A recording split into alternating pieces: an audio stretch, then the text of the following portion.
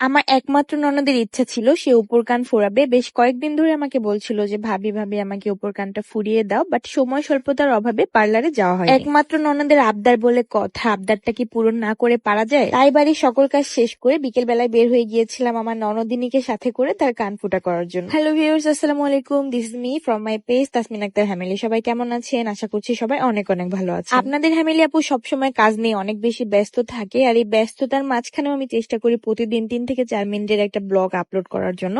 But তারপরেও আমার এত পরিমাণ কাজের প্রেসারে প্রতিদিন ব্লগ আপলোড করা হয়ে থাকে না। তারপরেও যেহেতু আমার কাজ করতে খুব বেশি ভালো লাগে, তাই আমি চেষ্টা করি সব সাইডই আমার ঠিকঠাক ভাবে রাখার জন্য। আর এই ব্লগিংটাও যেহেতু আমার একটা প্রফেশনের মধ্যে পড়ে, মানে আমার একটা কাজের মধ্যে পড়ে, সো এটাকেও তো আমাকে কন্টিনিউ করতে হবে। আচ্ছা, তোমরা যারা চুল নিয়ে অনেক বেশি টেনশনে আছো, চুল পড়ে যাচ্ছে, চুল লম্বা হচ্ছে না, ঘন হচ্ছে না, চুলের গোড়ায় অনেক আঠালো ভাব থাকে এন্ড চুলে অনেক খুশকি থাকে, তাদের জন্য আমি 100% গ্যারান্টি সহকারে সাজেস্ট করবো যে আমাদের হেয়ার কম্বোটা নিলে তাদের চুলের সকল সমস্যার সমাধান হবে। এন্ড যারা বাচ্চাদের চুলের টেনশনে আছেন যে বাচ্চাদের চুলে কোন প্রোডাক্টটা ব্যবহার করলে উপকার পাবো বা কোন প্রোডাক্টে সাইড ইফেক্ট মুক্ত থাকবে, তাদের জন্য শুধুমাত্র আমাদের সংগ্রামী হেয়ার কম্বোটা ব্যবহার করতে হবে। 1 বছর থেকে শুরু করে বড় ছোট ছেলে মেয়ে সবাই আমাদের প্রোডাক্টটি ব্যবহার করতে পারবে কোনো ঝামেলা ছাড়াই। তাই গাইজ আমি বলবো দেরি না করে চুলের সমস্যা সমাধানের জন্য আমাদের প্রোডাক্টটি খুব তাড়াতাড়ি নিয়ে নেন। এন্ড আমাদের প্রোডাক্ট অর্ডার করতে শুধুমাত্র আমাদের ইনবক্সে গিয়ে আপনাদের অ্যাড্রেস দিয়ে দিলে অর্ডারটি কনফার্ম হয়ে যাবে, 1 টাকাও অ্যাডভান্স করতে হবে। তো আমি আমার প্রোডাক্টের পেজটি কিন্তু ক্যাপশনে দিয়ে রাখবো, খুব তাড়াতাড়ি গিয়ে অর্ডারটি কনফার্ম করে আসুন। আচ্ছা,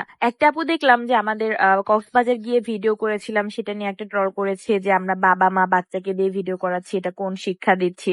প্রথমত হলো আমরা সংগ্রামীকে দিয়ে ভিডিও করাই নাই, আমাদের সাথে আমার ননদ গিয়েছিল, সে আমাদের সকল ভিডিও করে দিয়েছিল। এন্ড সংগ্রামীকে দিয়ে যদি ভিডিও করায়ও তাতে আপনাদের কি সমস্যা? আর সংগ্রামীর সামনে আমরা দুজন কি করতেছে না করতেছে এটা নিয়ে আপনাদের কেন এত মাথা ব্যথা আমি বুঝতে পারি না ভাই। আমরা সংগ্রামীর সামনে কোনটা করব না করবো সেটা কি আমরা জানি না? আমরা কি ফিডার খাই? আমার তো মনে হয় যে বা যারা এই বিষয়টা নিয়ে, এই ছোট্ট বিষয়টা নিয়ে কন্ট্রোভার্সি করতেছে, সে মনে হয় তার বাবা মায়ের কোনো খারাপ সম্পর্ক নিজের চোখে দেখেছে বা তার মন মানসিকতা এরকম। সুতরাং সংগ্রামীকে নিয়ে আমরা কি করব না করব বা সংগ্রামী আমাদের কি করে ভিডিও করে দেবে না কি করে দেবে সেটা আমাদের একান্তই ব্যক্তিগত বিষয়। তো এই বিষয় নিয়ে আপনাদের নাক না গলালেই ভালো হয়। যাই হোক, আমার ননদের কান ফোরানো শেষ করে আমরা চলে যাই একটু লেসের দোকানে, কারণ আমার ড্রেসের জন্য কিছু লেস কেনার বাকি ছিল। তো আমরা একসাথে গিয়ে সেখান থেকে কিছু কেনাকাটা করে আবার বাসায় চলে আসি। আপনারা আসলে আমাদের এই 2-3 মিনিটের ব্লগ দেখে আসলে কত কিছুই না ভেবে নেন, আবার নিজেদের মতো করে ভাবেন যে আপনারা যেটা করতেছেন হয়তো বা আমরাও সেটা করতেছি। আসলে সত্যি কথা বলতে আপনারা ফেসবুকে, ইউটিউবে বা যেখানেই যেটা দেখেন না কেন, স্ক্রিনে যেটা দেখেন সে সবকিছু যে আমরা বলি বা করি সে সবকিছু সত্যি নাও হতে পারে, বা যেটা চোখে দেখেন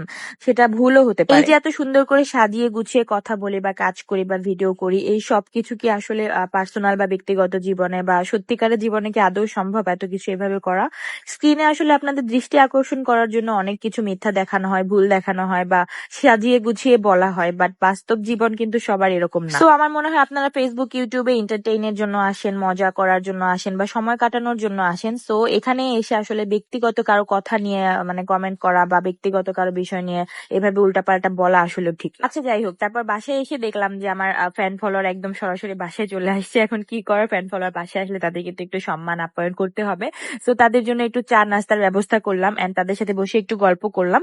আর একটা কথা, তারা কিন্তু দুইজনই ব্লগিং করে, একজন সেলাইয়ের ভিডিও দেয়, একজন ব্লগ দেয়। তো তাদের রিকোয়েস্ট ছিল যে তাদের পেজ দুইটা যেন আমি মেনশন করে দেই। সো তাদের রিকোয়েস্টের জন্য কিন্তু তাদের পেজ দুটা মেনশন করা থাকবে। আপনাদের যদি কারো জানার ইচ্ছুক থাকে যে তারা কি ব্লগ করে, অবশ্যই দেখতে পারে। তো আজকে ভিডিওটা এই পর্যন্ত শেষ। আল্লাহ হাফেজ।